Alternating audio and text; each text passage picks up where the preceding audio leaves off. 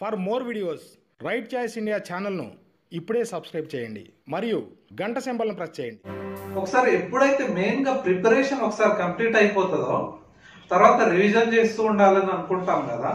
ఆ రివిజన్ టైంలో ఆటోమేటిక్ గా ఇంట్రెస్ట్ వస్తుంది. ఎట్లా అంటే మనకు ఒక సబ్జెక్ట్ పైన కొంచెం అవగాహన వచ్చిన తర్వాత అరే నాకు తెలుస్తుంది, ఇంకా గ్రిప్ తెచ్చుకోవాలి, ఇంకా క్లారిటీ తెచ్చుకోవాలి, సబ్జెక్ట్ ఇంకా బాగా నేర్చుకోవాలి నేనని ఆటోమేటిక్ గా చదువుతూ ఉంటాం.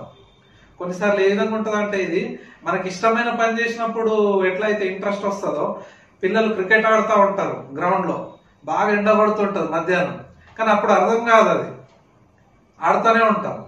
అట్లా మనం ఒక సబ్జెక్ట్ మనకు కొంచెం అవగాహన వచ్చిన తర్వాత ఆటోమేటిక్ ఇంట్రెస్ట్ వచ్చేస్తుంది. ఆ విధంగా ఎట్లా అంటే ఇక బాగా తెలియకుండానే టైం స్పెండ్ చేసి చదువుకుంటా ఉంటాం అనమాట. ఈవెన్ న్యూస్ పేపర్లో ఏదైనా ఇంట్రెస్టింగ్ సినిమా న్యూస్ ఉందనుకోండి, మనకు టైం తెలియకుండానే 10-15 నిమిషాలు చదివేస్తాం జనరల్ గా. అదే నార్మల్ పేపర్ చదవమంటే అసలు పేపర్ కూడా చూడరు చాలా మంది. డైరెక్ట్ క్రికెట్ ఎక్కడ క్రికెట్ న్యూస్ ఉంటుందో ఆ పేజ్కి వెళ్ళిపోతారు డైరెక్ట్. అట్లా మనము సబ్జెక్ట్ చదివేటప్పుడు ఏమవుతుందంటే ఫస్ట్ టైం చదవడమే కష్టం నేను అనేది.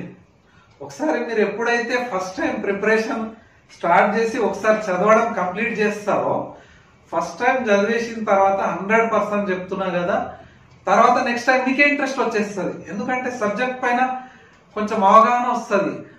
దాని తర్వాత ఇంకా డీప్ గా తెలుసుకోవాలి అనే ఇంట్రెస్ట్ తోని మనము సబ్జెక్ట్ ని ఇంకా క్లారిటీ తెచ్చుకోవాలనే ఉద్దేశంతో, ఉద్యోగం కోసం అని కాదు, ఆ సబ్జెక్ట్ పైన క్లారిటీ కోసం చదవడం స్టార్ట్ చేస్తాం. అట్లా చదివిన తర్వాత మనకు క్లారిటీ వచ్చి మనం ఏ ఎగ్జామ్ పెట్టినా రాయగలిగే స్టేజ్కి వస్తామని నా opinion. For more videos right choice India ఛానల్ను ఇప్పుడే సబ్స్క్రైబ్ చేయండి మరియు గంట సింబల్ను ప్రెస్ చేయండి.